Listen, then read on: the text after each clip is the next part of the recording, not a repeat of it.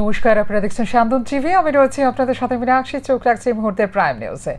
NDA সরকার গঠনের পর প্রধানমন্ত্রী নরেন্দ্র মোদী, কেন্দ্রীয় প্রতিরক্ষা মন্ত্রী রাজনাথ সিং, সাংসদ জেপি নাড্ডা এবং কেন্দ্রীয় স্বরাষ্ট্রমন্ত্রী অমিত শাহর সঙ্গে বৃহস্পতিবার সাক্ষাৎ করলেন ত্রিপুরার মুখ্যমন্ত্রী ডাক্তার মানিক সাহা।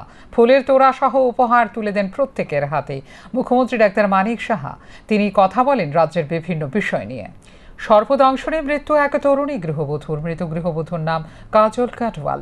ঘটনা কাতলামারা এলাকার 21 বছর বয়সের এক তরুণী গৃহবধূ কাজল খাটুয়া বৃহস্পতিবার দুপুরে ঘরের বারান্দায় ঝাড়পোছ করছিলেন।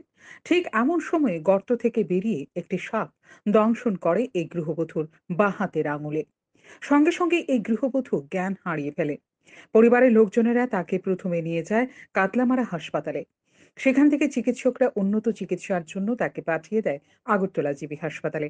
জিবি হাসপাতালে আনার পর চিকিৎসার মাঝেই এই গৃহবধূ মৃত্যুর কোলে ঢলে পড়ে। বাড়িতে শুনে কেউ আসলো না। দেখছে কে?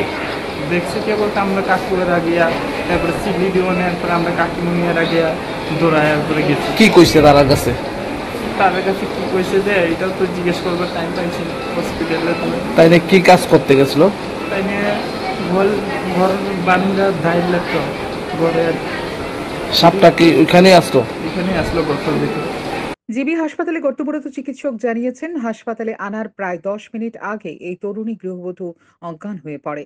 চিকিৎসকরা তার চিকিৎসা শুরু করেন, কিন্তু চিকিৎসার মাঝেই মৃত্যুর কোলে ঢলে পড়ে এই গৃহবধূ। রোগীটা অ্যাকচুয়ালি কাতলামারা হাসপাতাল থেকে রেফার হয়েছিল। ওইখানে পেশেন্টটা যে আনা হয়েছিল, যে সাপে কামড় দেওয়া হয়েছিল। সাপে কামড়ের পরে এখানে নিয়ে এসেছিল। আনার পরে আমরা যখন পেশেন্টটা রিসিভ করছি, এখানে পেশেন্টের মৃত অবস্থায় পেয়েছি।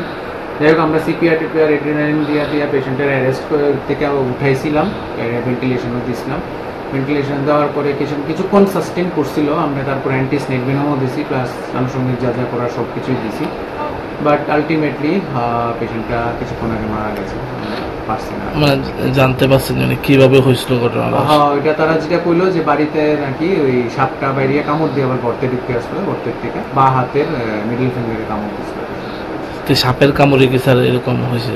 প্রিলিমিনারিতে এমনই লাগতেছে, তবু আমরা কিছু কইতে পারতেছি না। এখন আপাতত বডি আমরা পোস্টমর্টমে শিফট করতেছি। তরুণী এই গৃহবধূর মৃতদেহ রাখা হয়েছে পোস্টমর্টমের জন্য। পোস্টমর্টমের পরেই এই তরুণী গৃহবধূর মৃত্যুর আসল রহস্য সম্পর্কে জানা যাবে। সর্পদংশনেই কি মৃত্যু, নাকি এর পেছনে রয়েছে অন্য কোনো কারণ? শান্তন টিভি।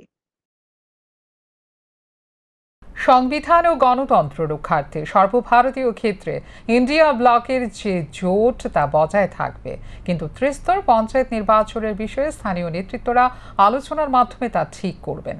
বৃহস্পতিবার বিলোনিয়া কংগ্রেস ভবনে এক সাংগঠনিক সভার পর সাংবাদিকদের এ খবর জানান প্রদেশ কংগ্রেস সভাপতি আশিস কুমার সাহা। বৃহস্পতিবার দুপুর 12টা নাগাদ বিলোনিয়া কংগ্রেস ভবনে আসন্ন ত্রিস্তর পঞ্চায়েত নির্বাচনকে সামনে রেখে এক সাংগঠনিক সভা অনুষ্ঠিত হয় 7টি ব্লকের পর্যবেক্ষকদের নিয়ে। সাংগঠনিক সভায় পঞ্চায়েত নির্বাচনে কংগ্রেস দলের অংশগ্রহণ নিয়ে বিস্তারিতভাবে আলোচনা করা হয়।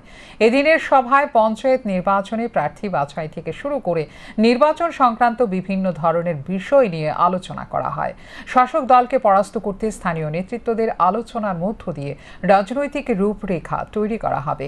পঞ্চায়েত নির্বাচনে অনলাইনের মাধ্যমে মনোনয়ন জমা দেওয়ার দাবি জানানো হয়েছে কংগ্রেস দলের পক্ষ থেকে রাজ্যের নির্বাচন দপ্তরের কাছে।